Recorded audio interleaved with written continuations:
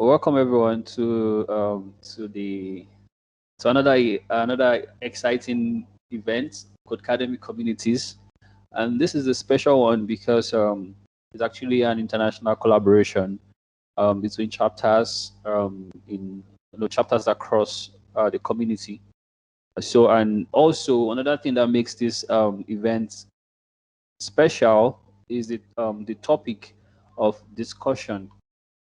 Is this topic actually is not being talked about much because we have decided to associate this our profession. When I say our profession, talking about designers, developers, we have tend to associate this profession with stress and trying to overdo things, try to overwork yourself, trying to burn the midnight candle per se.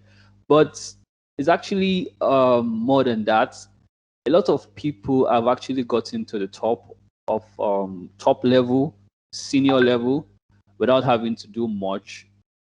So it all depends on how you're able to. Depends on your approach to it. So we are here to discuss how you can balance your career and also balance your health. Keep a balance in the two. Your career not taking a toll on your health and being fit. So thank you for joining us, and we have amazing panelists here. We have Bryan, we have Caren, a certified wellness coach. We have Bryan. I think Bryan was here. I don't know. We have Bryan, we have Bryan, we have Caren. I think just one person left. I've not seen. Chukwuemeka. I don't know if he has joined yet, Yeah, but he was there, but he left. I think he's also facing some network issues, I believe. okay. So that's pretty much the panelists, and we're here to just talk, discuss, and hopefully our guests would learn from us. So, Jocelyn, can you take it from here? Yeah, Raji, sure. So for the attendees, the chat is open, and I have also given the mic privileges to everyone. So if you wish to ask a question directly by coming off mute, you can just use the raise hand feature, and we're gonna call on your name. So you can either directly interact with the speakers, or you can use the link given in the chat box to submit your questions, and we will be taking up questions from there. I hope that's clear. So I guess we'll start with the first question, Deji. Okay. I think before we go to the first question, let's hear our speakers talk. Let's hear from them, Sure, and sure, let's sure. give them a little bit, like let's say 3 minutes to you know pitch themselves and also give a sort of a welcome note on the topic of today. Yep, So the okay, I'll say exciting part of the Karen can go first. yep.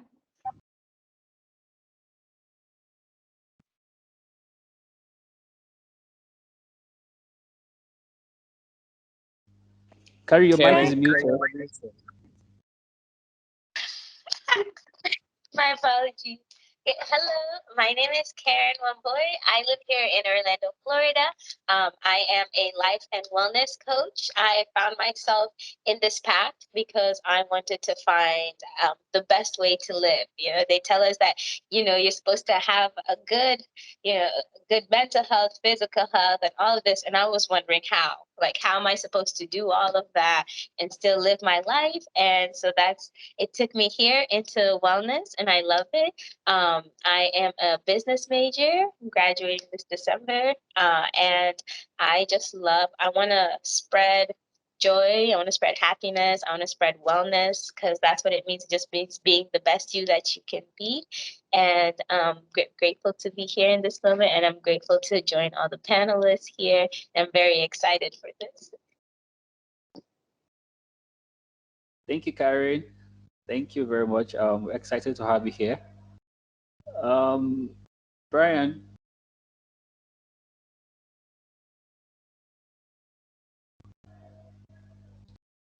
can you hear me, Bryan? Um,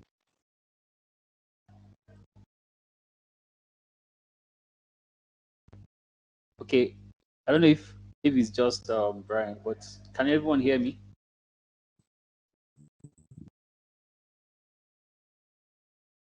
Yes. Okay, so Brian, you can go next. Just give us a little bit about yourself and give us a little something about the topic of discussion today.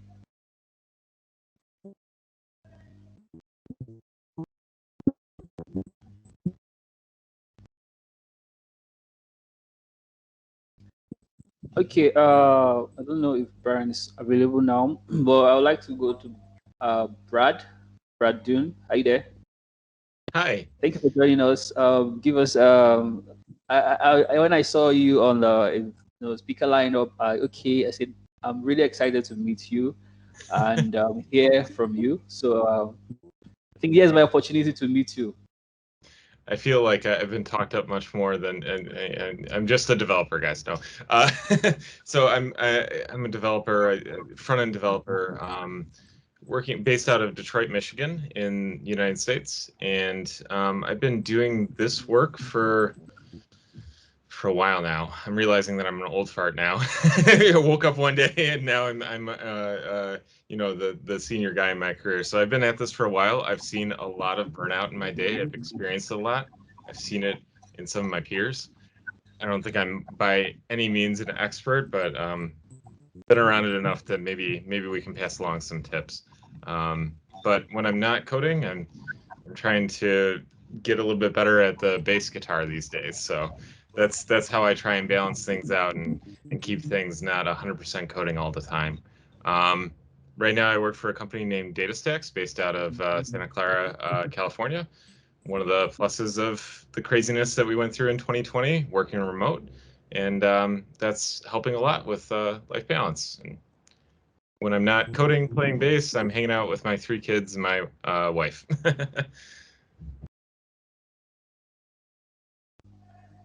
Okay, thank you very much, Brad. Nice meeting you again, and hope to learn more from you. Yeah, thank you so much. Yeah. This event and even after the event. Okay, I don't know if Chukwuemeka is here. Chukwuemeka, are you there?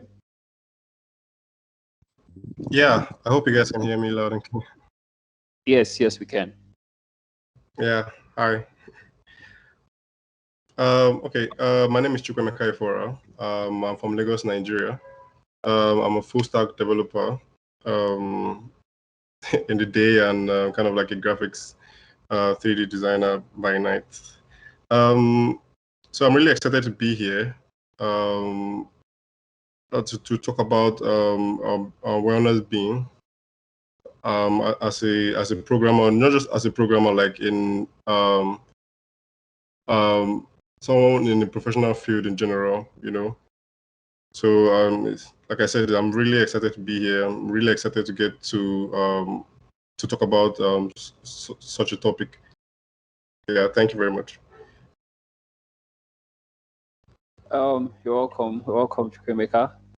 Yeah, Okay, sorry. I hope I'm very clear. Sorry. Yeah. Thank you. Okay, so I don't know if the next panelist is back, Brian. Brian, can you hear me?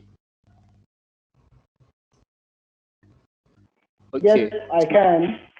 Okay. So we're waiting All for right. you. So, okay, I had issues with my device. All right. So I'm Brian, and I'm a software engineer who accidentally went into product design. And there's been a bumpy journey, but it's cool. So I'm also the product manager at Harvoxx Tech Hub, one of the fastest growing hub in Harcourt, Nigeria to be precise. So that's a little bit of me. And I'm so happy about this topic because I myself have suffered. I've been a victim of it. Well-being developer. You sit on a chair for hours, looking at your screens and all that. So I'm so happy to talk about such topic. Right. So let's see how it goes, guys. Thank you. Okay, thank you very much, Brian. Thank you for joining us. You just mentioned something. Developers are known to sit in one spot, looking at the screen, and just sitting down, eating junk food. A lot of us are very, very guilty of that. So I don't know, but we have to just address that. We all know it's not good for our health, but because of the bulk work in our probably in our plate, because of the targets we need to meet, we decide to just stay in one. I myself, I'm very guilty of that. I can sit on my chair from morning till night with my screen, and the only thing I'll be eating is junk food and all. So, and it's not really a good way to live. It's not really a good way to live. I mentioned something that if you have all the money and your health breaks down, it's of no use. So you just have to one way or the other balance it. Keep making money and also um, improving your health. So that's what we are here for today. I don't know. Samuel was here. I don't know. One of our co-hosts. I don't know if he's back. I don't know if he's back to properly introduce himself. Jaslyn, are you there? Yeah, Deji, I'm here. Yeah, is Samuel online before we Mm, proceed? Yeah, he was there, but I guess he dropped off, so I'm not sure. Oh, okay. So without wasting much time, I think we just proceed into the discussion proper. We have questions submitted. We have questions submitted via the link we provided, and later on, Jaslyn will help us project it, share our screen, and so we can tackle the questions one after the other. Yep. So the topic is developers' well-being and how to stay healthy, how to stay well, and fit, and still being productive. A lot of people, tend to think, okay, if I don't code today, I'm not productive. But today we're going to discuss how we can still be very much productive and still keeping healthy, because the one of the things that makes you productive is actually good health. Because if you take out good health, you will not be productive. There are times you probably overwork yourself, and you would not be able to continue with that work. Why? Because your brains are tired, and they need to rest. So having to know a way to balance this is actually going to help us a lot to be more productive. Some people think if I rest today, I'm less productive. No, resting helps you. It helps you and build up, refreshing your mind, and also boost your energy back to be able to face more challenges. So I'd like to call on our wellness coach, Karen, to give us what is well-being. What is well-being, if I like to ask, so that we can start from that. The term well-being, what does that mean? Okay. To me, the term well-being is total wellness. That means, like they say, mind, body, physical, mental, emotional, uh, spiritual, if you want. But just total wellness, as in your brain has to be healthy. You have to be making healthy thoughts, healthy decisions. You have to be functioning in a healthy manner, and then your body has to be healthy. It needs to be regulating itself. It needs to be performing the functions that your body needs to perform in order for you to just move. And then also, the mental emotional is all about thinking right, and feeling right, and things like anxiety, depression, all of those things. That is all part of your total wellness. So your wellness is really, what does it take for you to just be a happy individual? That's my personal definition. Okay, so what is your experience so far? What how would you share? I'll put it this way. What is your routine of keeping fit and being well, as per se? Okay. My routine is a little bit different.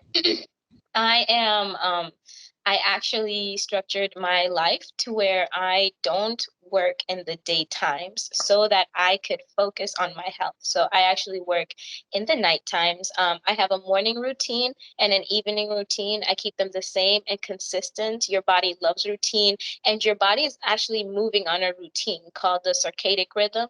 You have 8 hours of rest, 8 hours of detoxing, and 8 hours of eating. So my schedule goes along with my body's natural schedule.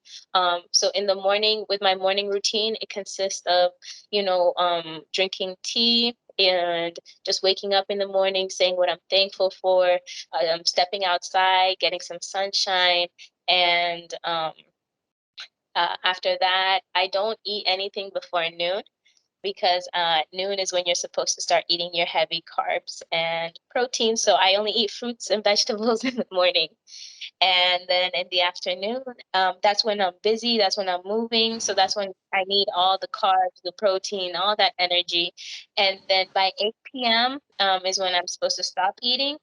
And that's my body's rest time from 8 p.m. to 4 a.m.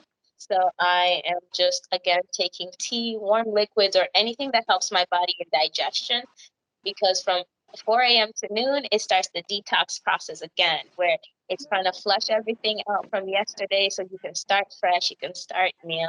And that's my own personal day-to-day schedule, which I know is a little bit harder for people to follow, especially if you're working like in the daytime. And that's why there's other little things you can incorporate in your life to live your healthy lifestyle. That's another different thing, is everyone wants to know what, what I'm doing individually, but the best thing is to look at your life, to look at what makes you happy.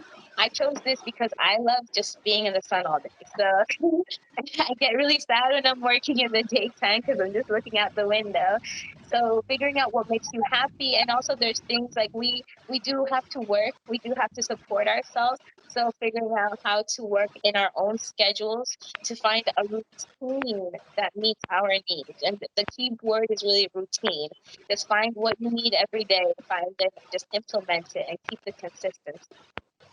Okay, awesome, awesome. All these things you mentioned is quite it's quite probably some of them are new to me because I'm not really into the health part. So, but I believe most people here are learning from that. So, I would like to ask Brad, how do you manage stress with the kind of work you do? Sure, there will be so much workload for you. How do you manage stress? How do you manage to be so productive? Well, I think let me sidestep the question for a moment and talk about productivity. At least for me, it's a myth that I'm always productive. I have my productive days, I have my non-productive days. In fact, I sometimes go through periods of several days that look pretty darn unproductive. So managing stress is usually giving myself a break when I don't have those productive days. Don't go as life goes to your purpose. So giving yourself a break and giving yourself permission to not have a productive day. How do you lean in though and make sure that you're doing what you need to do and not just letting everything slip away? I think routine is important. Having that morning routine to help you get into the flow of things. Starting my day out with some of my morning routine that's not work related, as far as like coffee and breakfast and taking the dogs out and things like that, and just kind of having those pillars of your morning really help you lean into and set you off on the right foot for the day. But the single most important thing for me that I skipped over for a good part of my career was deciding what the one most important thing was that I needed to get done for that day. And if that was the only thing that I got done that day, it was a successful day. Identifying that one thing that's important and being honest about what that is, and not just tricking yourself into picking something that sounds more interesting or less scary. And doing that first before all else, before getting distracted with all your GitHub notifications or all of your emails or all of your text messages. Leaning into that, giving yourself the space to really get in the zone and do some deep, good work on that single most important thing really can set you off for the right pace for that day, that week, that month, and keep yourself moving in the right direction, even when you're not feeling like it. Okay, I love the fact that you say being honest with yourself. You know, when you wake up in the morning, you tend to pick up your phone and probably you plan to probably do some things to be productive that day, but you end up picking your phone and boom, you spend 2 hours checking up notifications on Twitter, on LinkedIn, Yeah, and you I'm get so guilty of distracted. it. Yeah, before you know, like so many hours of your productive time is gone, and you end up. And what this actually causes is that you end up rushing those things you're supposed to have done previously. You end up rushing it in few hours. So that will bring about stress. So if you plan your day, as Brian said, you're able to take things one thing at a time, and you are not stressed. But then if you have wasted so much time, you end up, bombarding yourself with activities that you just stress yourself out. So thank you very much, Dan, for that wonderful routine. So when you wake up, just be decisive, just be focused, and know plan what you want to do. And he said be sincere. He said be sincere because when you list your activities and don't just go with the one that as he rightly said, don't just go with the one that seems so okay, that seems more fun. Go with the one that okay, this will be more productive for me to achieve today. So if I can just achieve this, then it's better for me. So I think I started one. I started probably a daily streak. Codecademy has one daily streak thing that you can use to manage your day to day coding. So instead of I spoke to myself, instead of going and trying to code long hours each day, I'll just try to keep it at a streak that every day I must code, even if it's just one line of code I write that day. I'm okay. That day was a success in terms of coding. So and it kept me on for like about 150 days on a streak.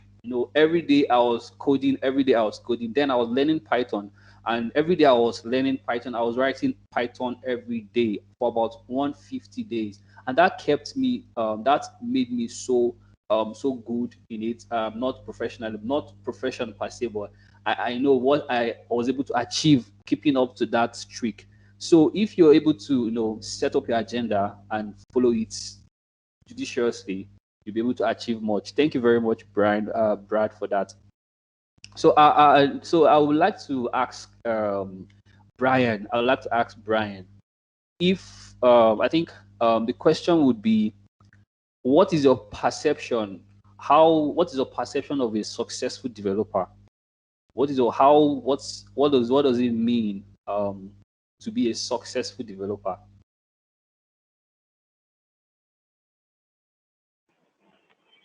Okay.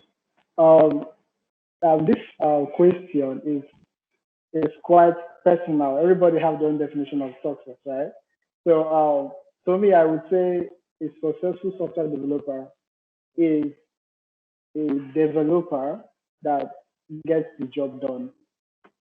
Right? So let's forget the monetary aspect. Developer that gets the job done. So, to me, I see success You don't as mention the figure. You don't mention the figure aspect. The figure aspect. So that's no, not no, no. important. I don't. No, it is very important, but I don't want to mention it, right? I see success as fulfillment, the feeling of fulfillment, right? So let's say I wake up in the morning and I'm to make a design as a product designer. So I start my day with getting inspirations and all that, looking for inspirations, and until it's done, I can't leave that place. Now that is where it gets addictive. right? So even if I had things, maybe alarms or to keep track of my time, I don't even look at the time anymore until that thing is done. So personally, I feel success is more of the feeling of achievement, right? Personally, yeah. So that's it. Thank you. Okay, I like the fact that you say success is personal, and you are able to measure success personally based on. I like that word fulfillment. It's some people actually work in top companies, Facebook, Google, and all that, but they're still not fulfilled. So if you're able to get that fulfillment in your own small company, then I think that's success for me, and I like your perspective in that aspect. Success is relative. So thank you very much for that. So we're here to talk about as I mentioned before, let's talk about how to stay well, how to stay how to balance both being successful and also keeping healthy. So Brian, is it Brian? No, Chukwuemeka. I don't know if I've had anything from you since. Chukwuemeka, tell us what are those daily things you do in terms of food. Developers are known to eat junks, because fast food. Once you just pick up the food, you're coding and you don't have time to eat. You just order. First thing you know, you order a burger and order burger with cheese, and you take everything. You drink Coke, and that's Yeah. all you take for the whole day. So what are those what are those food you think are cool? How do you stay on a healthy diet as a professional? To me, basically, I wouldn't lie. I've fallen a victim of um, um, taking excessive junk food. I hope you guys can hear me.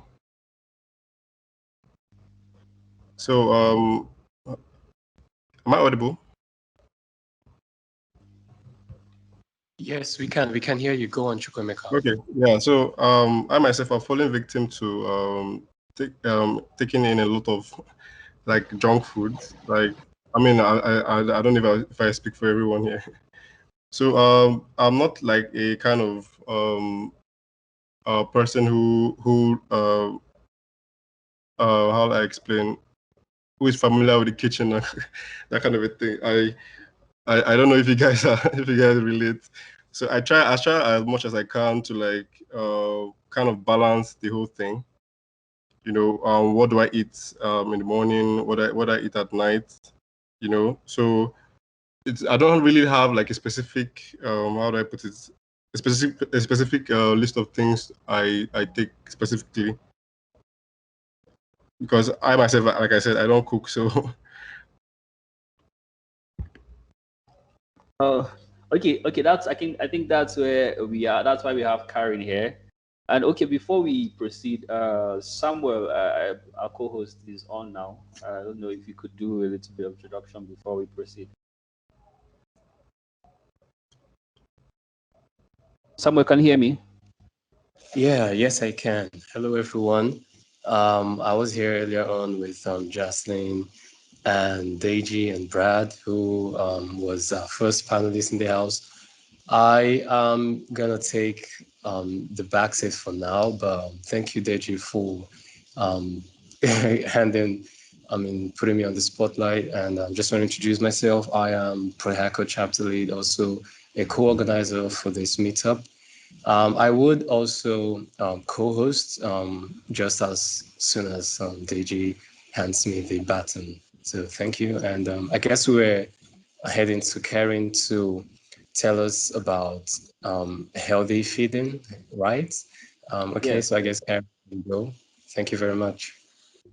Thank you very much, Samuel. So, Karen, it seems we developers we probably don't know those diets to stay healthy. What I know is, I think what I can prescribe is water. But I'm sure there are other things.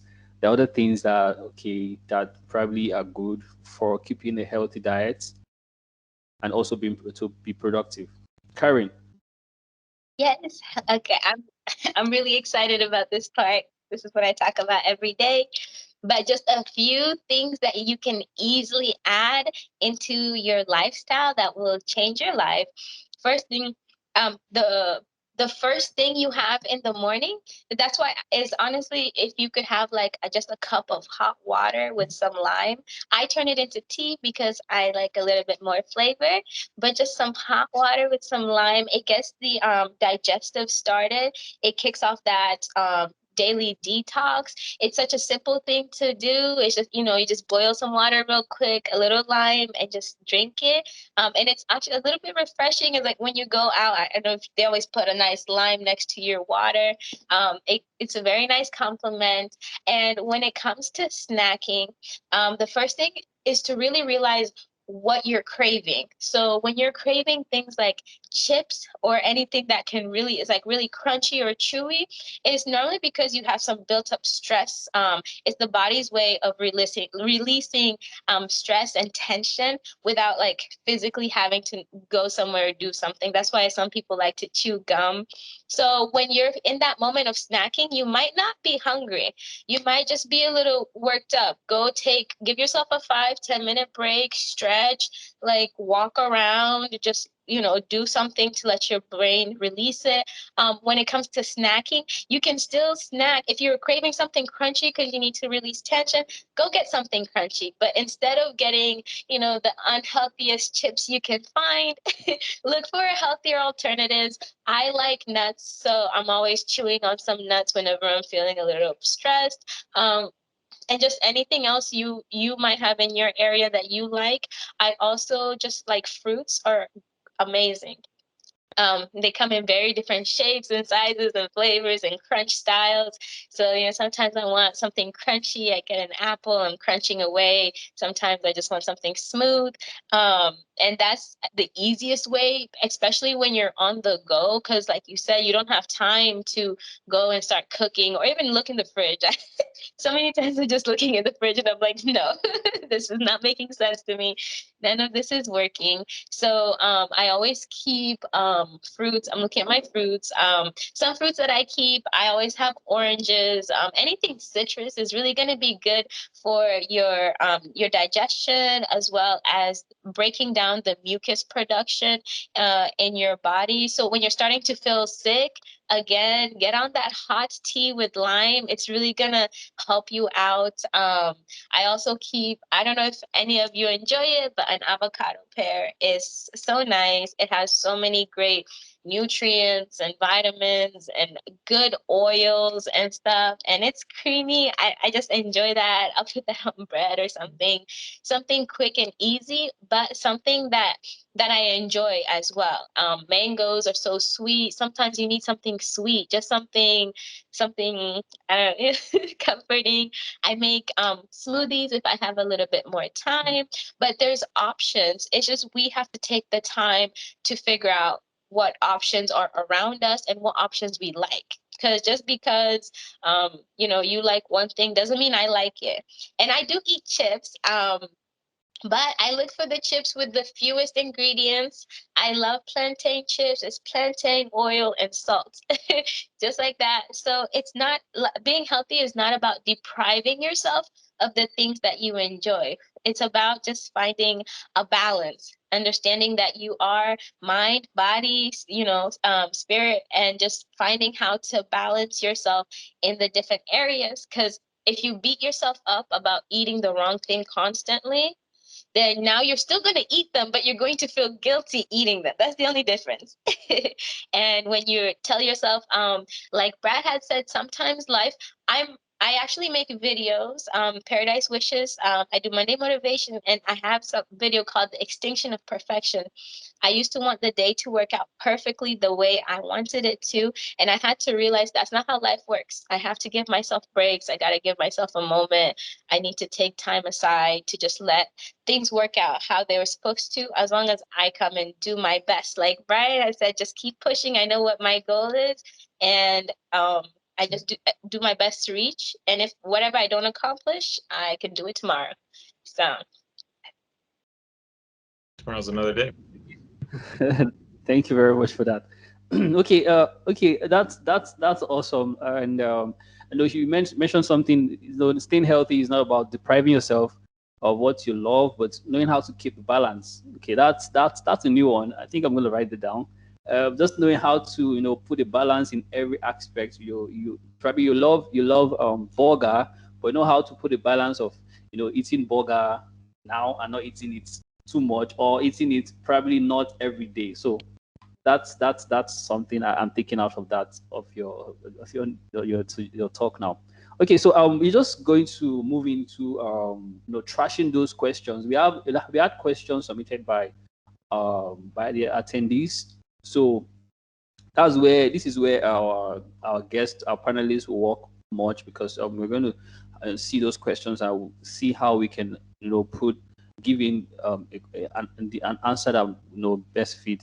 So I'm going to hand over to Samuel from this point to take on that. So Jocelyn, please kindly help us share your screen of those questions so we can tackle them one after the other with the help of our panelists. Samuel, are you there? Yeah, I am. I am here. Can you pardon me? Can I speak without my microphone on? I had an emergency, so I'm trying to be present while I am dealing with stuff. If that's fine. Yes, that's good. All right, great. So thank you. Um, I Hello everyone again. Thank you for being here.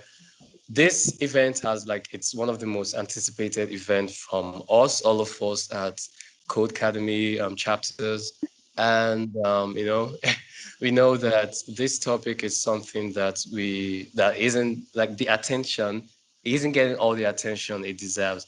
I remember speaking with Brad, and Brad was like, I mean, we need to do this because it is a topic that's really super important.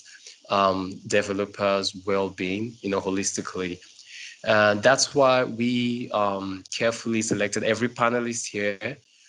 We involved a wellness coach and really amazing experienced developers to share their views and give us some hacks on how we can live a healthier, better life. As developers and creators, anyone who creates any content, it usually involves brain work. And I remember back in high school where I used to think an hour of football was more strenuous than an hour of doing some brain work. And with some education, I was able to understand, like, I mean, anything you do that involves brain work, it's like, I can't give a particular stat, but I'm just going to say maybe 5 times more. It takes up a lot of juice from than doing actual physical work. So if you're here, you're in the right place and the right time to learn these things. I'm going to start with a few questions here. We have questions that have been upvoted, and I would start with some that are the most upvoted ones. Right here by nobody says, does anyone feel like they like the idea of doing something more than actually doing well? Okay, so let's see, who do I direct this question to? What that person is trying to say is, like, we all have an idea of trying to do something. Sometimes we get drowned in that the ideation process, trying to like brainstorm all of that, but without actually doing the main work. How does one get out of that whole ideology of, oh, I want to do something, and not getting it done? I would love to ask Chukwuemeka, if you're there, can you chime on this real quick? Yeah, I think actually, I don't know if I speak for everyone, but I hope I'm starting a audible. project. Can you guys hear me? Oh yeah, great. Yes, we can. Go on, please. Okay. Yeah. I don't know if I speak for everyone, but starting a project is actually the easiest part. So basically what I would say is to like draft out what it is you want to achieve, and like what the end goal is basically, and trying to break out of that. It's how will I put it? I think once you have a proper list of like goals you want to achieve, I think that's the best way to go about it, in my opinion.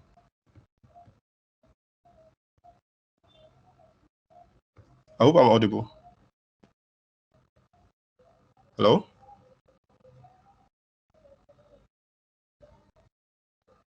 Yeah, we heard We you. can hear you. Okay, cool. Sorry.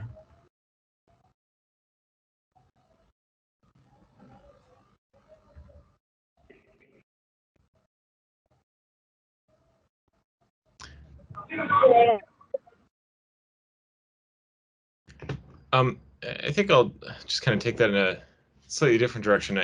I sometimes I feel like projects are easy to begin. Often for me, the beginning is it's hard to actually get moving on a project for me, at least.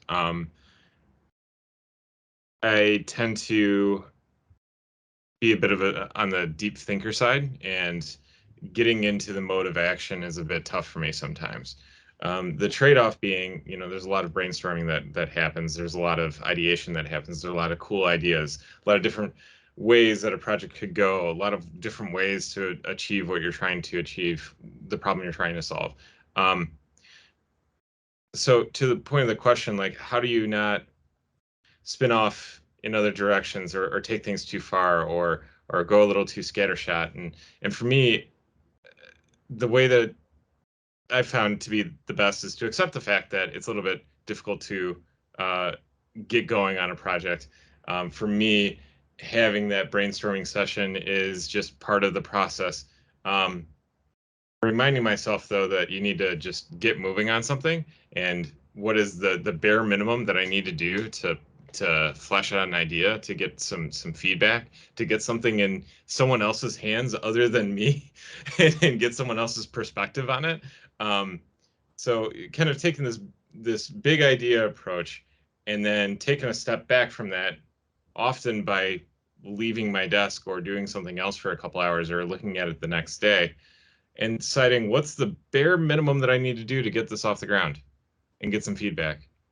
And that lens and taking a look at the problem from a different direction helps you understand what's important right now. And based on the feedback that you receive from that early iteration, that informs what's important tomorrow and the next day. I don't know if that answers the question or if that was the intention of the question, but hopefully that's helpful. Yeah, that was some great hints. I got cut off during Chukwuemeka's talk, but I did hear a thing or two from Brad, and that was really some great hints. I believe when people ask these questions, it's really not an answer. It's really not a universally accepted answer, because every answer is gonna be personal. Every answer is gonna be something that the user already know. This is, it's a personal answer. So it's left for whomever is asking these questions to kind of like, if they resonate with what you're saying, and if what you're saying is maybe 70% resonating with them, of course, but certainly that was some great response. We're moving forward to another question, which I really love, by someone here says, how do you manage procrastination? How do you manage procrastination? I see Caren is already super excited to go on this, so I'm going to let her chime on this. Caren, you're a wellness and life coach. How does one handle procrastination? Thank you very much. So I actually, to be honest, procrastination is something that I'm still working on every single day, because it's so simple, it's so easy for you to just get pulled away, and then you're like, oh, I don't know what happened, I'm drowning. And I was watching a video, and I came over a quote that was just really powerful. And it said that it all begins with feeling overwhelmed. We want to control how, if we're feeling like overwhelmed, if we have too much on our plate, because that leads to that leads to procrastination, which leads to stagnation. Right? Because you have too many things, you don't know where to start, you don't know how to start, you don't know when the deadlines are. It's too many deadlines, it's tomorrow, all of that. We start to feel that emotional overwhelm, and we eventually get to a standstill where we're not moving physically or mentally. We can't think, we're tired. And that's where the burnout comes into play. So the best way to manage the procrastination is to maintain your emotional well-being, right? Because overwhelm doesn't mean just overwhelmed with your work. It means overwhelmed with your lifestyle, overwhelmed with the situations going on at home. And life happens. There's constantly new things that are going to be coming your way, but it comes kind of back to that routine. If you have some things every day that are set, that are kind of scheduled for you, I'm going to do this. I'm going to take care of myself here, a little self-care and a little self-love. It'll help you stay on routine so that you don't feel so overwhelmed because I have this coming up. For me, every Saturday, I like to go out and just be in nature somewhere. So that's what I have to look forward to. So I tell myself I get my work done because on Saturday, I'm going to have a great time. I'm looking forward to it. But however you can maintain just that feeling of overwhelmed, that's really where it begins. Once you start to feel overwhelmed, then you start to be less productive. Thank you very much, Caren. I'm sorry to cut you in. I have a question to Caren about being productive, since that's what she ended with. So one of the questions on the list is from me. I drafted it anonymously, but sometimes I'll speak from my personal experience. For example, I am someone who loves being productive. I mean, if I don't do something in the entire day, I feel like the whole day has been wasted. I didn't do anything. I used to beat up myself a lot. Right now, currently, I'm trying to, balance it out and not beat myself up as much. But I still feel the same way. If I haven't done anything significant in my entire first 10 hours or 12 hours of the day, I feel like, it's just a waste. So how should someone deal with thoughts like that? So to deal with the mental thoughts that come, the best thing to do is to write down some daily affirmations. To be honest, that's why I have in my morning routine, I have my thank yous. I say, I like to say what I'm thankful for, because then that makes me appreciate, where I am. But you could do just whatever it is, like, for you, because you're worried more about the productivity. Just write down daily affirmations on productivity, because the extinction of perfection. I used to be right in the same boat as you. I mean, I love being productive. I love getting things done when it's done and you're just so satisfied. Yep. But we have those other days where there's too much going on in our personal life. There's too much going on in our professional life. We're overwhelmed. We don't complete as much as we do. And that's where the extinction of perfection really comes in, because now your priority is you first. Like, your body has to be your first priority, because if your body is not moving, then nothing else really matters at the end of the day. You're not going to be able to be happy and friendly with other people. You're not going to be able to think or anything. So when you're feeling in that state, ask yourself, what does my body need? What do I need in this moment to be happy? Maybe you didn't get anything done because you only slept 3 hours. Go to sleep. I have in the middle of my week, I have a 3-hour gap for my nap time. I put it in my schedule. So just, talk nicely to those thoughts. When those thoughts come, cancel them. Be saying, no, I know I'm productive. I know I get things done. I am not lazy. Like, just talk to those thoughts and let them know, like, no, that's not it. I'm doing the best that I can do. And that's all you can do. That's a great tip. I'm definitely going to start scheduling nap times in my schedule as well, because I just, like you said, I am also someone who doesn't feel good if she doesn't get anything done. So, but again, when I talk to my friends or family, they're always like, you do so much. Why don't you, slow down sometimes, take a day off maybe? But it still feels like a crime to take those days off or take that 2-hour nap. And or just sit and watch Netflix even. I constantly keep thinking, maybe I can just study an hour more instead of watching this one more episode. But yes, this is a great tip. I think all of us would agree that talking to yourself instead of just putting down those thoughts, I guess addressing them is the best way to go in the long run. Thank you, Caren. I'm definitely going to start using whatever tips you just gave me. Sam, Thank would you you. like to go ahead with Yeah. the next question? Yeah, thank you, Jocelyn. So I just want to point out real quick. I mean, no one has it all figured out. We are hosts and we are here asking questions because I'm like, we want to learn too. I have a personal question that I'm going to ask maybe towards the end of the event, but I mean, I just want everyone to know that we're all here to learn together and, to grow together as well.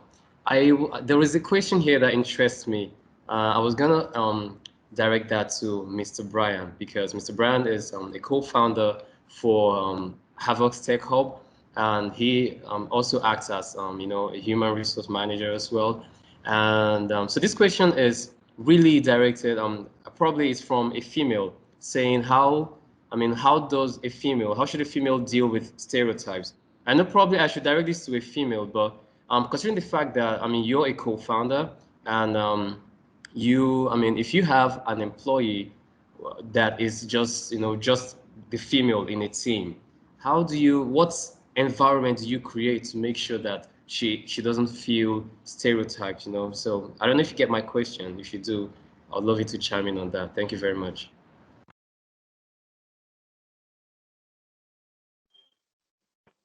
Okay, so that's a nice question. So I don't know, can you guys hear me? Yes, we can. So okay, so for such cases, right? You don't blame them. You blame the society. Society has always made it that it's the male thing.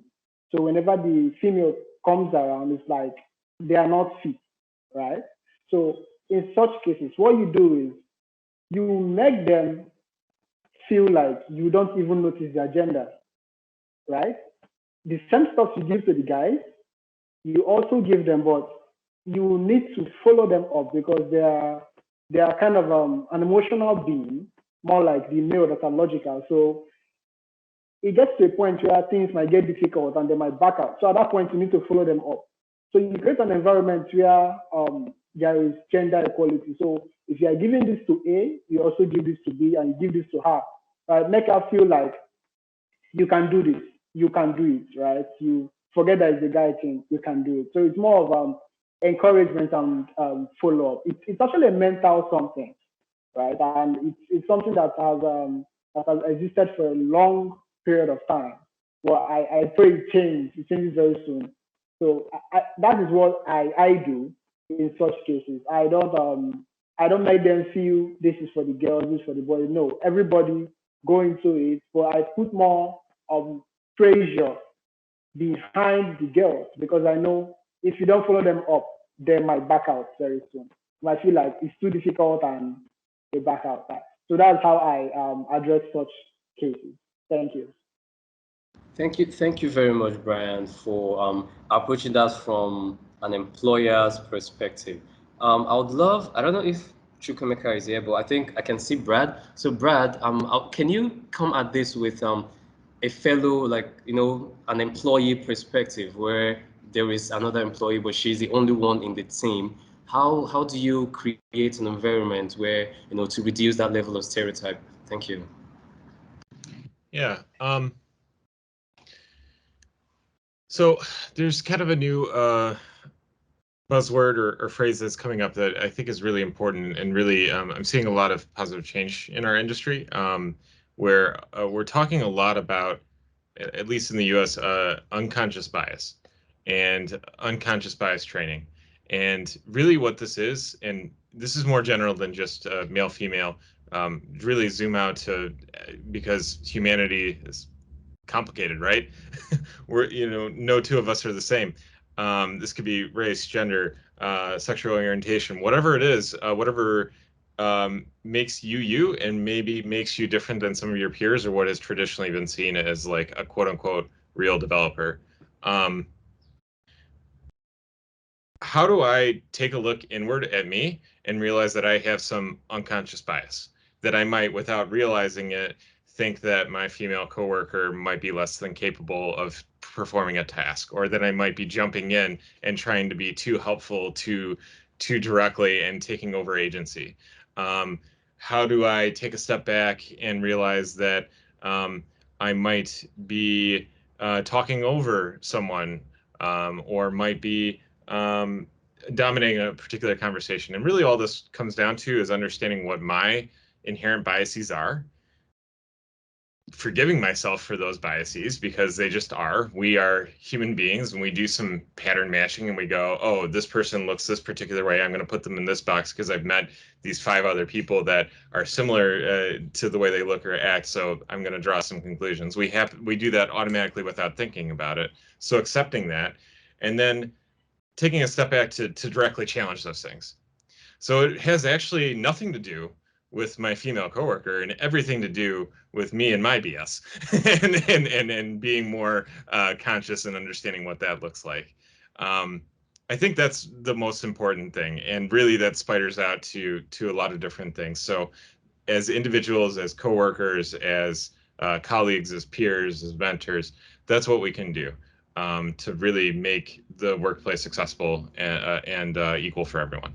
Take a step back and look at our own stuff and be conscious of it.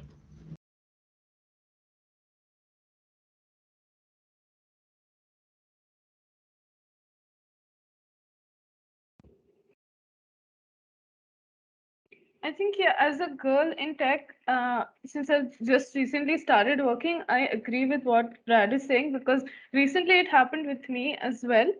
I mean, in the same team, I had 2 reviewers, both of them were guys. I was treated very differently by both of them. One of them and was informed enough to, see me as an equal and equally capable of doing the task, whereas the other one was a bit condescending just because I was a woman.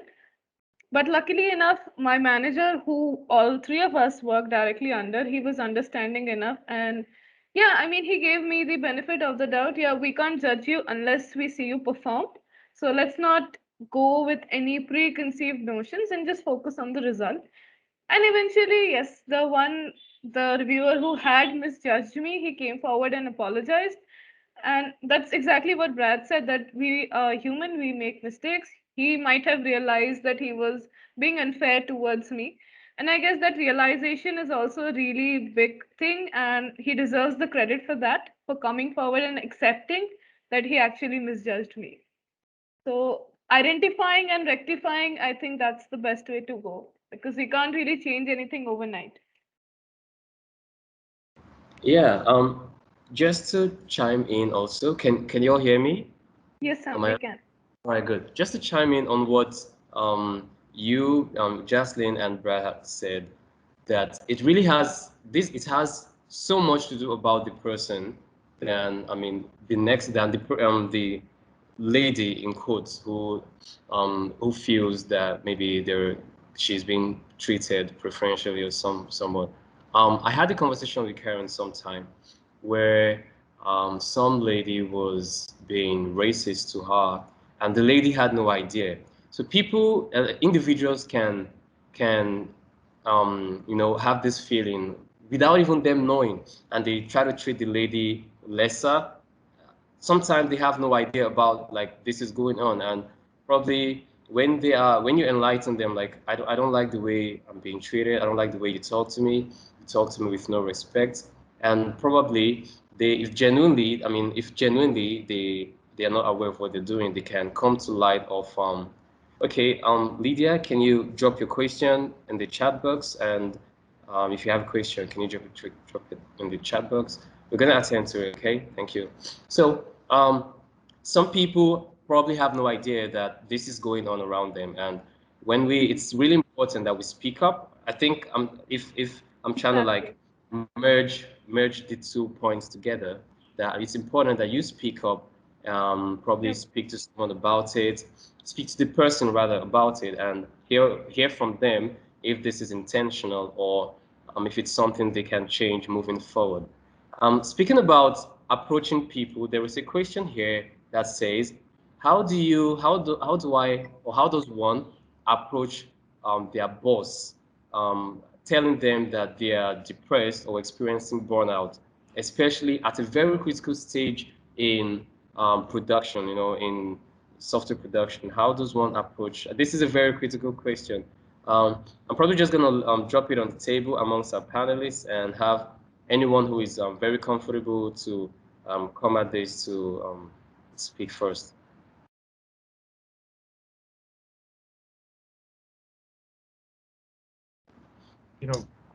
Like most of these things, easier said than done, right? I mean, sometimes you don't realize that you're experiencing burnout until you're in the thick of it and it's at a critical point in the project. But ideally, hopefully you're doing your side of the work and your boss is doing the work to have regular check-ins. If you're not doing regular check-ins and regular one-on-ones with your boss, start that now before it becomes a problem, and try and keep that dialogue as open as possible so that it becomes easy when it's hard. Because it's really hard to have this kind of conversation for anyone, with anyone. It's hard to have this conversation with your closest friends or your spouse when you're feeling like I'm depressed, I'm burnt out, I don't have control over what's going on, I'm not in control anymore. That's a really hard thing to admit. And it becomes doubly hard if you already haven't established that rapport with your boss.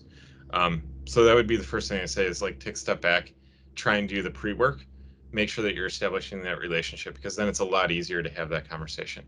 If you're not in that situation, I still say that shouldn't prevent you from doing so. Better that your boss and your colleagues know if you're comfortable telling them, then come to a conclusion as to why you're not performing at the level that you are. Is it because you're lazy or you're stupid or you're not capable or whatever? Those are the things that you could be telling yourself that people are thinking that they might not be thinking, and some of the conclusions that people unfortunately might come to if they don't know what's going on. And third, you can't get the help that you need if you're not being open with what problems you're experiencing. And everything that I said is easier said than done. I haven't actually answered the question of how do you do this. The how is actually easy.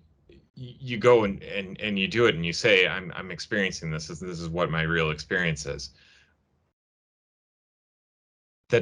Okay, so I shouldn't say it's easy. It's straightforward.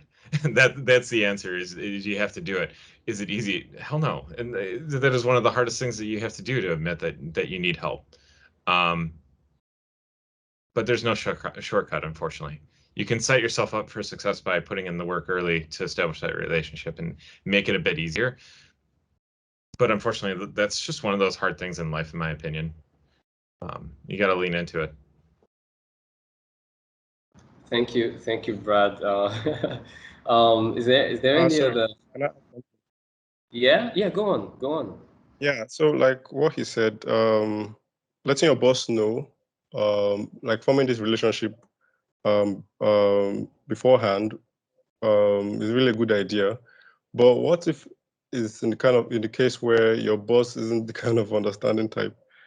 Like how like it's kind of like a question. Like how do you manage that? I don't know if I'm making sense. Yeah, sure. Because not everyone kind of the same. Yeah. I honestly don't know if I'm the best person to answer this. To be honest with you, I think I've been very privileged in my work life where I've had some very good understanding bosses. There has been a few times where I haven't, and again, this is going to be my privilege. The solution there was to get a new job, and I know that's not a realistic situation for everyone. So again, maybe I'm not the best person to answer this because I think I've really got the cards stacked in my favor in this regard so far. But maybe it is something that you should be questioning at that point, is like, is there a possibility for me making a move, because maybe this is not a conducive environment for my well-being if the main person that should be in my corner and that is my main resource and my main leader is not accessible for me for this very important personal piece where I really need help. Maybe that's not something I can immediately change, but that's where my brain goes, is that it warrants a big change in that case. Okay, I really think making your boss aware that it's you getting over the burnout is really important for the productivity, like on your own end. You understand? Because not everyone understands how like your boss might not be actually be a programmer. It might not be the kind of person who has to how do I put it? You know, most people who experience burnout are the creative people who create, you know, whether software, even people who are artistic. I think they're the ones who experience burnout the most. I think letting your boss know, okay, me getting over this burnout will actually obviously increase my productivity in the future on during the project at whatever stage it's in at that moment. I think that's the best way to approach it in my own opinion. Okay. Thank you. I just wanted to come at this from another perspective now. That I believe in an organization that there is hierarchy, and that for me now, my perspective, because this is a discussion, my perspective, I believe, like, if I put myself in that shoe where I feel like, oh my God, I have gotten to a roadblock and I can't move anymore. Like, I just can't think of any other thing. At this point, it's really super important that I have really amazing people around me, like a team, like my team members. So I rather approach my team member first than head straight to my boss. Like, I rather approach my team member like, hello, let's say, hello, Bryan. I mean, I can't really, and have that discuss with him, how he can help me. I don't know how many of us came across some posts on LinkedIn where someone was hired for a job. He was less qualified, but he was hired anyway. And for a year, his boss never knew he was less qualified because his team covered him up. While on the job, his team, they were teaching him, he was learning, but it came to a point where his team, they were not available, and the boss was like, I need you to do this, and it was like a video call right there, and this guy broke down and started crying, and he opened up to his boss and was like, all this while I've had the help of my team members, I'm still learning on the job. I mean, this is the extent I can do, and just opened up. And rather than, he was expecting a sack, of course, but this probably is not the kind of story that we hear all the time. But the boss was understanding enough to look beyond that flaw and see the ethical, that teamwork in his own organization, and that moved him to retain the guy. I don't know if you get my point. Like, if I think it's also like probably that could be the first step to maybe approach a team member or someone within, who is an employee like yourself, probably around the same, level, who is better at, brainstorming. There is always someone better than us. And I mean, the earlier that we realize that, I mean, there will always be people better than us, and we should be open to learning from them, the sooner we are able to deal with a lot of troubles at work and, in life entirely. I don't know if you get my point, and if maybe this is something that resonates with anyone on stage here.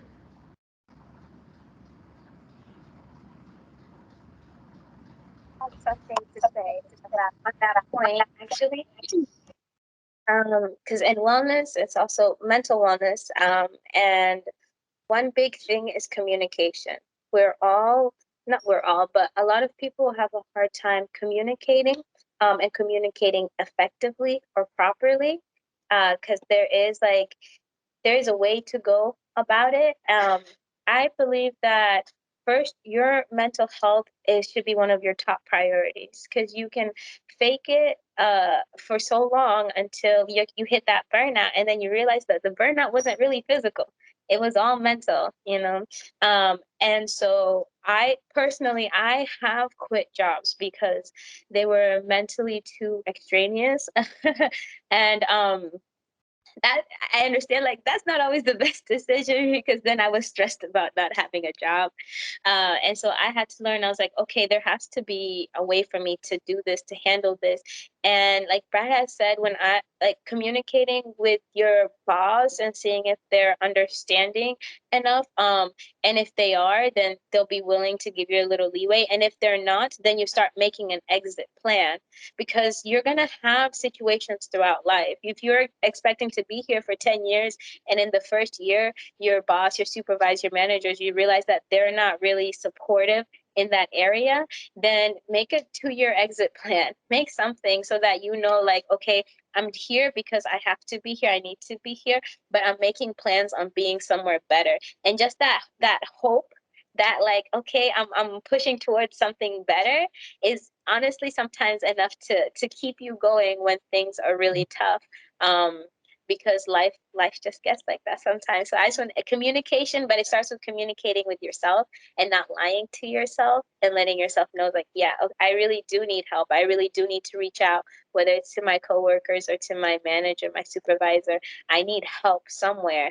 And just taking it one step at a time, one solution at a time, one answer at a time. Yeah, thank you very much. At this point, thank you very much, Caren, for chiming in on that. I would love Jaslyn to take the floor and probably proceed with co-hosting this. But I'm just gonna drop this question, and Jaslyn can take it from there. Someone, Rich Bar asked the question, said that productivity often gets in the way of well-being. What should be our response in this case? And this, I'm just going to rephrase this. Should productivity ever get in the way of your well-being? Should delivering on time ever get in the way of your well-being? I think that's a better way to have that. Jaslyn, you can take the stage and proceed with that. Thank you so much. Yes, Sam. Thank you. Question. I think Rishabh is also still on the call, if I'm not wrong. Oh, yes, I am. Yes, Rishabh, would you like to take a minute and just clarify your thought behind the question? I mean, what made you ask that? How did you experience something like that in real life, or did you have some kind of scenario at work that made you ask this question? Yes, sure. So the thing is actually, I'm currently a student. I'm still, in like school learning new things. And most often, sometimes it gets very, really, really competitive. We are participating in hackathons. We are working on side projects, and we are, also studying, working on assignments from school. So, things are not easy, and there are, you have to cut corners sometimes. So sometimes we have to stay up by 3 a.m. late nights, to get things done. And that's as you can see, it's not a very optimal way. It's not very healthy to stay up late, then also snack on junk food. So yeah, those are the things, and I'm not the only one. Trust me, I'm not the only one. Agreed. Having all these issues, a lot of people are going through. So how do we decide what to pick one? Because sometimes productivity is really important. Suppose there is exam and there is no way, we have to study, there's nothing we can do about it. But how do I decide if this is the time I should stop working, this is I should go, my health should be priority at this particular moment? And other times, when I'm lazy, sleeping all the time, I should get up, and this is time I should get up and do something useful. So how do I find that sweet spot? Okay, great, Rishabh. Thank you for that. I guess we can split that question into two parts. Caren can answer about the wellness part, like when to read your body cues and when to stop overworking, maybe. And then maybe Bryan or Brad, whoever wants to take that up, they can talk about the career aspect of it, that how to not feel like you're getting behind when you have so much competition. Caren, do you want to go first? Okay. I'm in the same boat. I am in the same boat because I am also a student. This is my last semester. I'm fighting for this semester because I want to be done because the school is so stressful and we have to prioritize it because if we it's money we've put in, it's time, it's resources.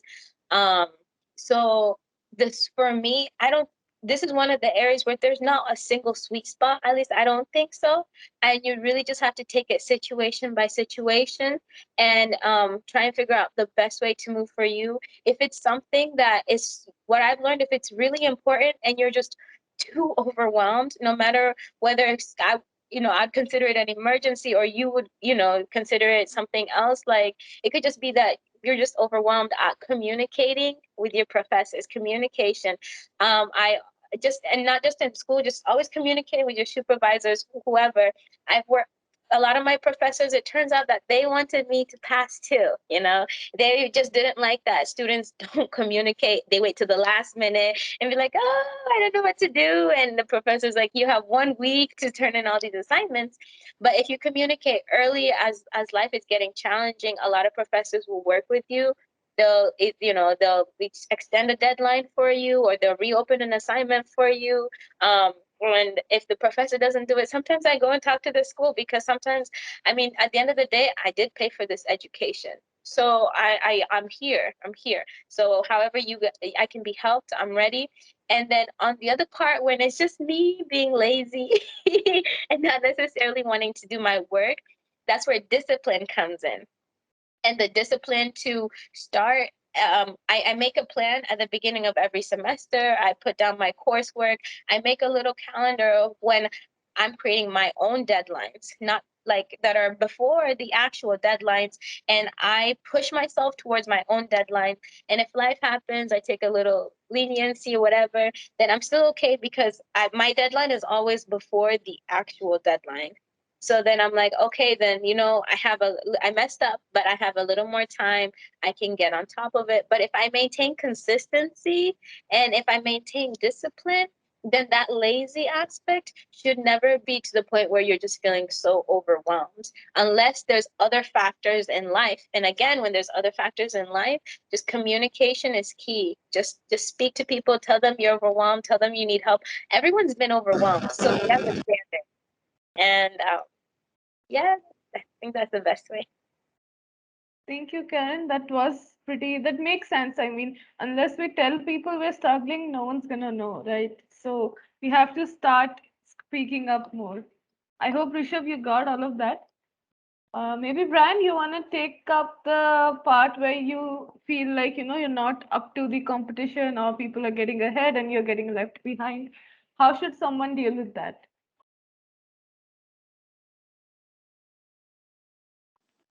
Sorry, was that Brian? Brad. Sorry. That was Brian, yes. You can chime in too, Brad, if you like. Okay. So basically, I feel it has to do with your level of organization, right? So you just need to, this is what I'm going to do, this is what I'm going to do, plan ahead, right? And the truth is, the body functions like a computer, right? You can program it to do, right? So, but you just need to be prepared for the consequences of those things you are about to get into. You can want to say 1 food day, but there's always a consequence for that. So only configure your body to serve you, but you need to compensate it, right? Another thing I feel you should also get is multiple strains of motivation, right? Because you could wake up in the morning and say, I want to do this. And you get on the track, and it gets to a point, your motivation drops. You won't even remember the reason why you started it, and you just get tired of everything. At that point, you just need to look at another source of motivation, right? And say, okay, this is another reason why I need to get this done, because it's more of a mental thing. So that is where multiple strains of motivation comes in. You need to get hold of it and know when to switch between both, because it's more like batteries, right? You are powered by, the motivations are like batteries. They run down. Just like they say, if you don't feed your passion, it dies, right? So if you don't switch between batteries, which is between motivation, you will tend to lose track of what you're doing, and that's it. So that's what I would advise. Right? Thank you. Thanks, Brian. Thanks, Karen. I hope, Rishabh, that answers your question somehow, and maybe that helps you, right? Okay, so that brings us to the last question for today. Before the last questions, this is for everyone on call. If you still have some questions that have not been answered, you can quickly put them in the chat while the panelists address the last question. And if there are any questions, we can take them up, or else we will wrap up the session soon. So I guess the last question out of all of us, Brad is the best person to answer this because it's about toxic colleagues. I think, and Brad, you have worked long enough in the industry to know about that and maybe even experienced it sometime. So how should one deal with toxic colleagues?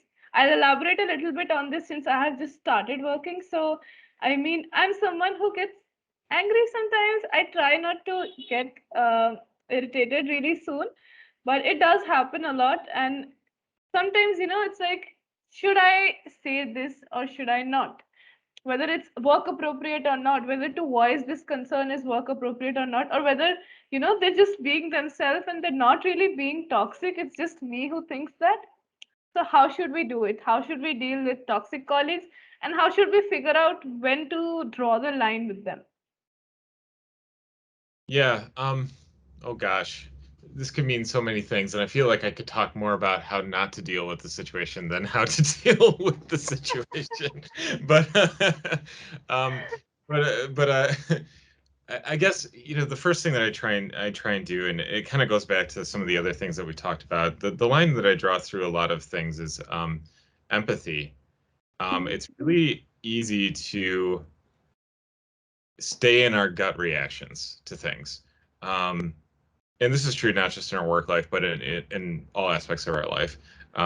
Someone is angry, someone says something off color, something that they shouldn't, something that really hurts us personally or doesn't really jive well with our, it just doesn't come off well. Why did that person say that thing? Why are they behaving in that way? Is it because they're a mean person and they just want to make my life miserable? Probably not. Probably something is going on in their personal life or their work life, or something else is going on.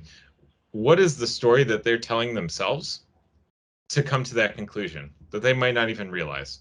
Let me take a step back and get curious about that person and think through where their head is at that's bringing them to that behavior.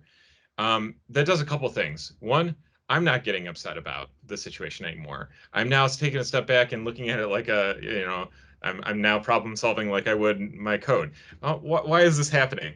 That gets me into a curious mode of thought. I'm no longer angry. I'm now thinking.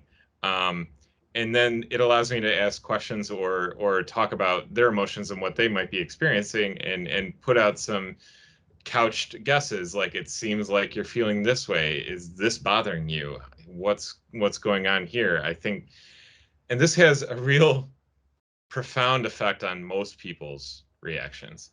It's disarming. It's oh my gosh, you see me. I didn't even realize that I was acting that way. I didn't realize that I was coming off in this manner. You can kind of do some Jedi mind trick judo stuff where suddenly you're now talking to another human being again. You're not talking to this person that is yelling at you or dropping some passive aggressive comments in your pull request or whatever it may be. So what's the through line in this entire conversation? Talk to people, but take a step back and see them for who they are and what might have brought them to be here. Because it's probably not that they're an asshole or they just are that. It's something has happened to bring them to this situation. That doesn't excuse behavior. I'm not saying that you excuse it, but taking the time to understand it might allow for a productive conversation where it either fixes the problem that you're currently experiencing or make things better overall, not just for you, but for the rest of your colleagues. Is that a very practical like answer, no, of course not. Nothing that I say is practical. It's all heady and all over the place. But really, I mean, taking a step back and getting yourself into that thinking mode and not into that emotional mode. It's important to pay attention to your emotions. You don't want to squash down your emotions. I'm not saying that. But it is important to get yourself out of that immediate reaction, take a step back and try and figure out why they're immediately reacting that way. Maybe you can help them out in the process. I think I totally agree, because the part that you said about disarming them with the empathy, that not only benefits us, it benefits them as well, because they also get to take a step back and think, okay, why am I acting this way? Or why am I hurting this other person? So I guess it's a win-win for both the parties involved in a way. Right, Deji? Yeah. Now, I will say very briefly that only works if you're both working towards the same goal and the person Agreed. there are going to be situations where someone just really does not Deserve that, yes. or you can't move on. In those situations, you know, you have to establish boundaries and say this is not okay, or how you're treating that other person is not okay. And almost regardless of what the response is, as long as you're doing that in a respectful, but like, I don't want to say forceful, but we're not moving past this boundary. This is kind of the point of no return, and we can talk about it. And I want to see you and understand you, but at the same time, that's irrelevant. That's optional. You're not moving past this barrier. And in most work environments, you don't have to do that solo. In most work environments, you can follow that up with some sort of greater action of, okay, well, now this behavior hasn't changed. I need to talk to my boss. Or if it is your boss, now this behavior hasn't changed. I need to go over your head. Or in the worst case scenario, okay, well, now this isn't changing. Now I'm drawing out my 2-year plan on getting the hell out of here. I mean, sometimes that is the only option, and sometimes you need to take a step back and realize that that's the move. So I think I can break down whatever Brad just said into 3 steps. First one, try to disarm them with empathy. If they're responding, great, you sort it out. If they're not, you go to step 2. You try to set up boundaries so that it doesn't affect you every day. Even if that doesn't work, the third one is, if you have some authority figure involved, go to them, make the change, do what's best for you. Am I right, Brad? Yeah, at the end of the day, you got to protect yourself, and this is part of your well-being, and work is a big part of that. We spend a lot of time there. Life is too short for working at a bad position with bad coworkers for a bad employer. You know. Definitely. Definitely. Yep. Can I add something to Sure, Brad? Karen. Yes, Okay, Karen. Sure. You got me excited because I know we're talking about how to deal with toxic people, but I've learned that a lot of that comes to learning how to deal with yourself. And that's something you can start now, so that when you encounter these people, you already know first what your own triggers are. Because like you said, we act out of emotions. Something triggers us and we snap back because we're emotional. So learning our own emotions, learning our triggers, learning how to maintain them, learning we have to create our boundaries before people step over our boundaries. Like now, as I'm getting older, as I'm meeting new people, I establish my boundaries from the beginning. So the moment they even get close to it, then I'm aware of it.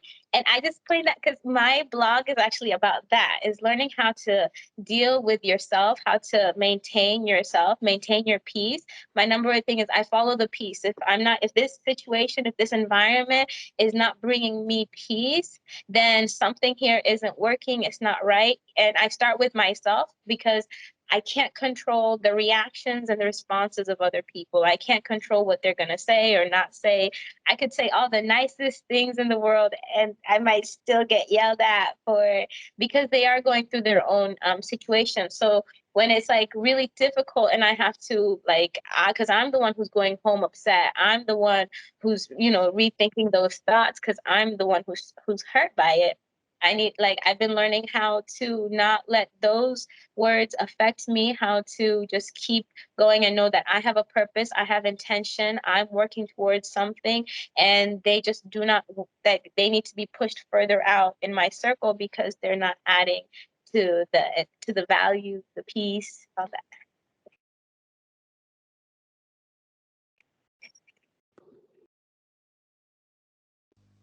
Okay, actually, adding to that, when you actually, there are some situations that the toxic person actually is one complaining of toxic people.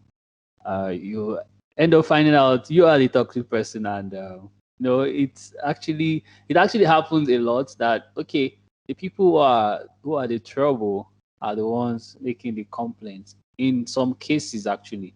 So before you, that's why I love what Karen said, that okay, you should learn how to deal with yourself, and if you can actually deal with yourself, you can actually um, try to evaluate yourself and know works best for you, then you will know how to deal with other people. And it doesn't mean you should take all the stuffs coming from those people. And as Brad said, you get to a point whereby you have to draw the boundary. Just separate yourself from those people, because as I mentioned again, we spend a lot of time at work. Um, Probably the greater hour of our day is at work. Even sometimes you spend more hour at work than the family. So we need to stay well, and we need to make that work environment conducive. So if it's gonna entail just making you, like, having you create that boundary, then just do it. And yeah.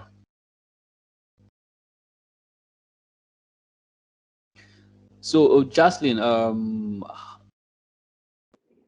think Yes. we are done with the question. So I don't know if anyone has a question from the attendees. If you have questions, you can drop. We quickly trash that out before we say our final goodbyes. Yeah. Maybe Just we can. Yes, Sam. Go ahead. okay. Just real quick. This, earlier on I said I had an emergency. I think I can speak about it now, knowing that it is no longer an emergency, but it has everything to do with what we are learning about right now, which is the developer's well-being. So I had stepped out just before it started raining. I had my computer on my table, just close to my window, and I had to go get something that would help me with this meeting. It started raining. The rain had, bit somehow the direction of the rain changed. It usually doesn't come in that way. It soaked my computer, and I came back, see my computer totally soaked. I had work. I was working, and unsaved work actually. And I was like, oh Wow. my God, I tried turning on my computer, and it wasn't coming on. It kept telling me, error, etc. And this is like almost $2,000 worth of computer, and I was going crazy. I was going mad. I was going so mad. So in this case, I mean, I tried my best to still find myself here. I was like, I need to just stay back and find a way to contribute while trying to process everything. But probably some other person may not have the mind, have, to still be here. And I'm not sure I totally managed it well. I don't even think I managed it well at all. So, I mean, how, if this situation recreates itself, how does one deal with this? That's my question. Probably it could be the final question. How does one deal with this situation right here? Thank you very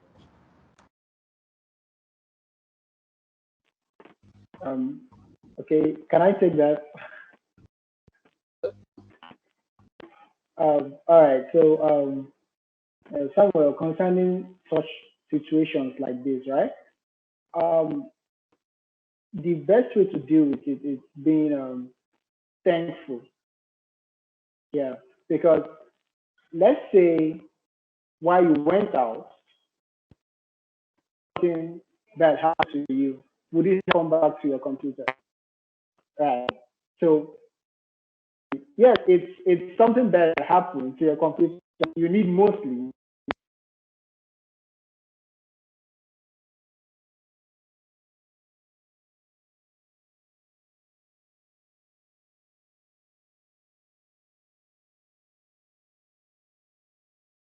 I think we lost you, Bryan. Yeah. No, we can't hear you. We lost you. We lost your audio. Can Okay, you hear me you're now? back. Yeah, we can. All right. So basically, you need to be thankful. That's the only way you get that mental stress out of the fact that you lost something physical, you lost a device, right? That's the way you play around it. Else, it eats you up because you have lots of work to do. You have things involved. Like our devices are more like an extension of our body, especially we that's into tech, right? So you need to look for a way to be thankful for something that's happening to you and use that as a cover up. That's the only way to play with your mind. That's the trick behind it. Else, it will eat you up. Like for a month, you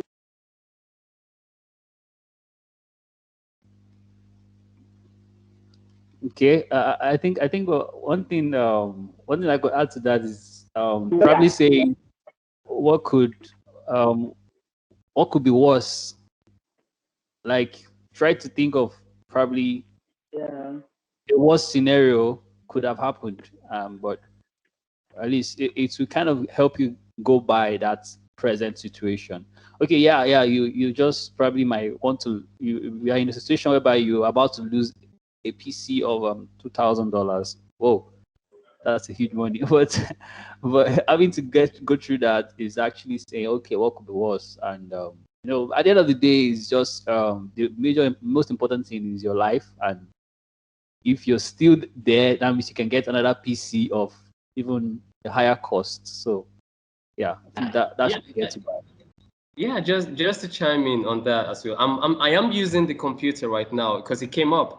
It's there working. I had when I was going through all of that, I was like, oh my god. But I just had to. What I tried doing, honestly, I didn't even think of being thankful for anything. I was like, oh my god, oh my god. I was going nuts and crazy. So I had to just keep it somewhere, just keep it somewhere. And I was like, I need to focus on what's at the moment, which is making sure this meetup is successful. And I just had to let that be and focus on this because I'm not gonna let something external mess up this meetup we spent so much time, resources, trying to organize this, and I mean I'm not gonna just trying to let that come to the trash or something. So but it's working now. I had it put somewhere where some hot air, so I think it dried up. I had to slant it some way, so it's working. Although I probably after I can test run every other thing, but oh my god, my mind, my head. But I just wanted to also drop that question here because I mean, Hey. Oh no. It's gone. Please that the computer didn't just stop working. Yeah. So let's just hope it's not the computer. It's probably the internet, I guess. But let's hope that's the issue. All right. I think we are really, really, really out of time. Jocelyn, what do you think? I think we should round up now. I think we're already really out of time. Definitely. We have engaged the panelists for a very long time, and they have answered a lot of our questions. Yeah. Yeah, maybe we can just finish up with one takeaway sentence from all the speakers, whatever they Yeah. would like to leave us with. Final word, punchline. Definitely. If you ever have electronics that get wet, turn them off and stick them in rice. I'm not even joking. Do that. And let it sit overnight. That's the best way to save it. No, but seriously, it all comes down to communication. And one last practical tip: you're feeling overwhelmed. You need a minute to pause. Breathe in 2 seconds through your nose, out 4 from the mouth. As dumb as that sounds, that's one of the most useful tools that I've learned in my career. Hopefully that's helpful. Oh, that's cool. Bryan, final words. Your mic is muted. Okay, so yeah. So I'm just happy about this event because I learned a lot personally, right? So I'm just happy, and I hope our attendees to benefit from this event, and we that are techies could live better lives and be more productive, right? So that's it, guys. Thanks a lot. Thank you, Bryan. Okay, Chukwuemeka, are you there? The final words before we log off. Can you guys hear me? Yes, yes, we can. Yeah, okay. Yeah, I would say what you talked about and all, I hope everyone was able to get one or two. I mean, I myself, I learned one or two from like the developer well-being in general, like what you guys spoke about. So I hope everyone that joined us was able to get one or two. So I would say let's control your emotions. I mean, you're working with different kinds of people at work. So what I would just say is learn to control your emotions. Keep your head high. And be positive. Okay. Thank you very much, Caren. Just point one, reiterate what Brad was saying with breathing. Breathing is the best medicine you can do. You just take a moment, take some deep breaths in your nose, out the mouth, and then reiterate something Bryan had said on gratitude. Like, that's life is just about being grateful. Be grateful for every step. If it's not a success, it's a learning lesson, which means you learned it now instead of later. So just waking up every morning and being grateful for everything that you have, everything that you are, loving yourself. And then the last point is check out my blog, Paradise Wishes. This is what I talk about all the time. I want everyone to be living a happy life. It's called Paradise Wishes because I want everyone to find their own mental paradise. And like all of this, I love this conversation. Thank you for having me. So grateful. And yes, I learned so much from each of you. Thank you very much. Thank you very much, everyone. I think we right on the hour of 2 hours. I can't believe it's 2 hours already. Wow, that's that's exciting. Thank you very much. Okay, the event is recorded and I'll be sending it to the attendees and also the panelists. So you can also have, sometimes you talk and you come back to it, you watch it, you still learn from yourself. So it's actually a good thing. So also, we'll be issuing certificates to people that attend. So make sure you fill the feedback form. I think that way we'll get your email and full name, so we'll be able to write it on your certificate. So thank you all. Justin, I don't know if you have the final words before we log off. I'll just say, like, as a student, I think I'm one of the youngest people in the room right now. I have learned a lot. I will definitely be putting Karen's tips to work about feeling like not being productive all the time. And also Brian's advice about dealing with toxic coworkers. Because as a woman, yes, I do sometimes also tend to have a bias, which I'm also working on, that not everyone is out there to get me, although it feels like that sometimes. So definitely going to be using those tips as well. Yes, I'll just share the feedback link once again. And Sam suggests we should all take a quick picture. Sam, are you there? Yeah, I'm here. Yeah, okay. I will quickly just take a picture. All right. Everyone smile. I guess we're all here. Yeah. Awesome. Thank you. Thank you so much for inviting me. I really enjoyed it. You have a great one. Thank you. Thank you so much, Brad, for being here. Thank you, Brian. Thank you, Chukwuemeka. It was a pleasure. Bye. Thank you for joining Thank us. you.